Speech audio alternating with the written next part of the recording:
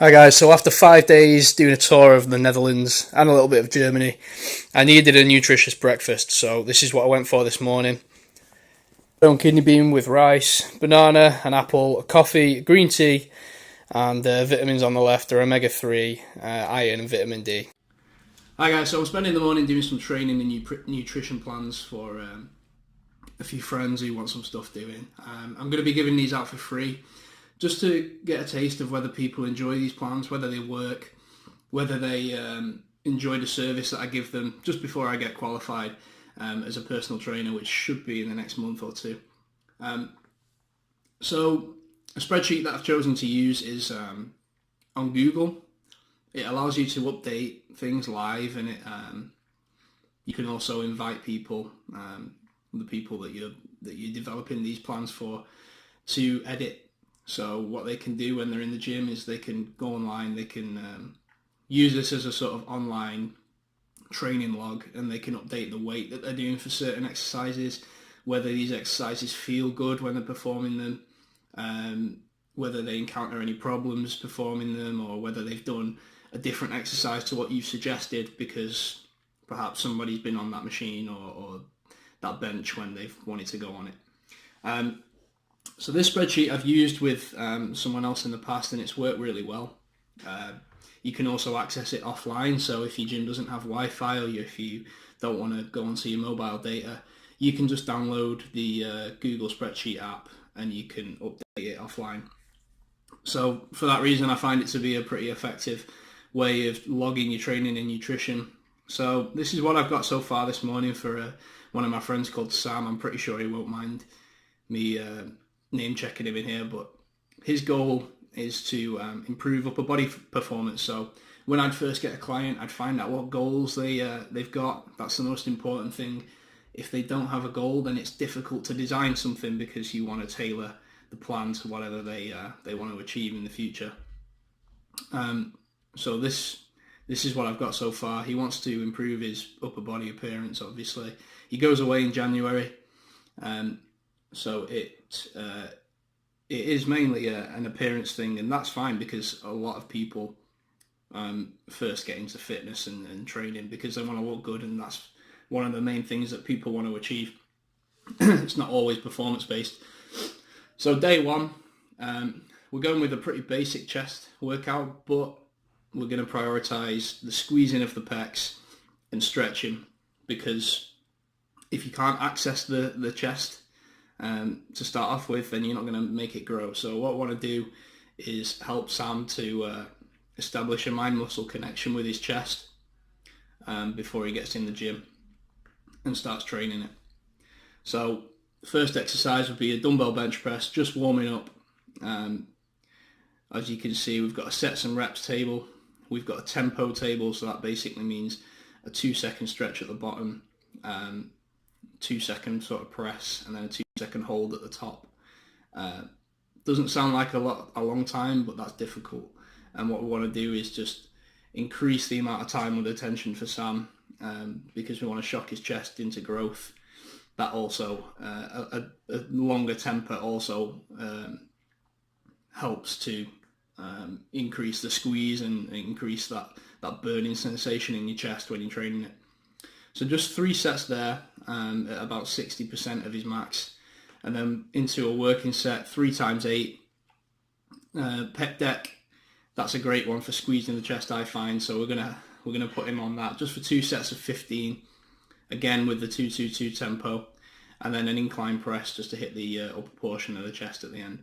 That'll be it for that workout, and then as the weeks go on, we can increase the weight, we can increase the intensity. We're just going to gauge it for the first few weeks, see how it goes, see what the results look like. So that's day one. The day 2 and day 3, they may be focused on back and shoulder performance, but for his legs, he had a leg break a couple of years ago. So obviously, it's a personal trainer's duty to find out what sort of problems a person has and what medical advice they've been given, if any. So that's what I do so far. That's what I do initially with a client. We'll be doing a few of these, so if anyone does want any 4-week plan's doing, then just get in touch and I'll try to help you out. So to get back into it after a week off, went straight into a chest workout. Started off with some decline pressing on the bench press. 3 sets, pretty heavy. Did start to get a little bit of pain in the collarbone, but just did 3 sets, aiming for about 8 reps with 2 plates aside. Usually would go for 45, but after a week off, strength is down. But these felt good, and I was able to get them out without a spot, so happy with that.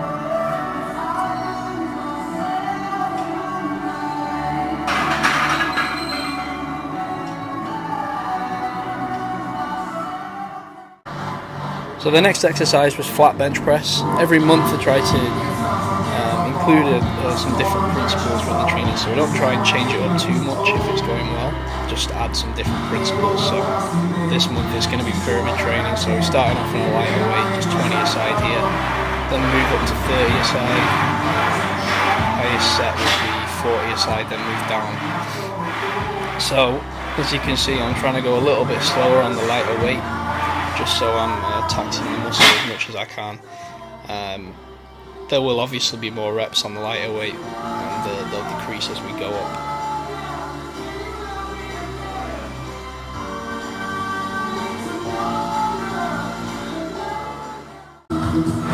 Next set was with 30 aside. I think I got 8 reps on here. And a sort of max set for me would be around 6 reps with 45. So those declines had taken out of me. Obviously endurance decreases when you've had 5 days off and had 5 days off eating complete crap like I have. But so in that instance we just try and slow the reps down as much as possible just to make it a little bit harder.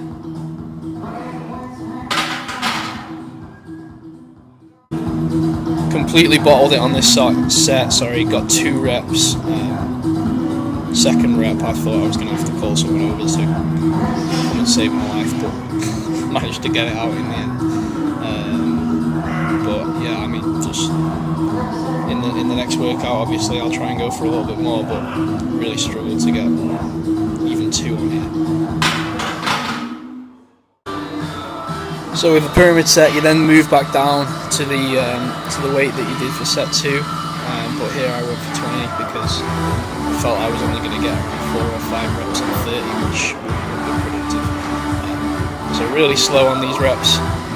Starting off with 20 and then moving straight into 10 with no rest. After it, my chest was really sore, so did what I needed to here.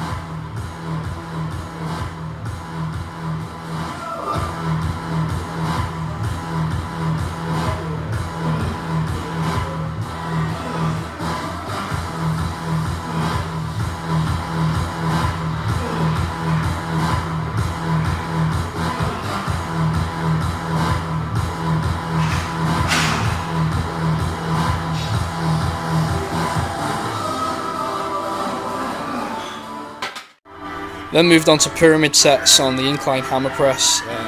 Here's Paul just demonstrating that with the unilateral movement. I personally did it with 2 arms at once, but this works too. It's good to include unilateral movements in your training sometimes, and Paul likes to do that a lot. Final exercise on chest with cable crossovers. I kind of like to get a 90-degree angle at the waist, but just above that, and lean over and keep both legs in the same position. There's loads of different variations. You can put one foot forward, that seems to be the most common one, and keep the chest up, but I like to get this 90-degree angle as if I'm going to go for bent over rows. Keeping the arms as straight as possible, So we did. This was kind of a finisher, 3 sets of 15.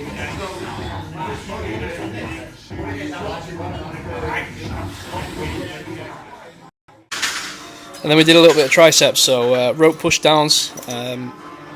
Usually I would do rope push downs and then go on close grip bench press.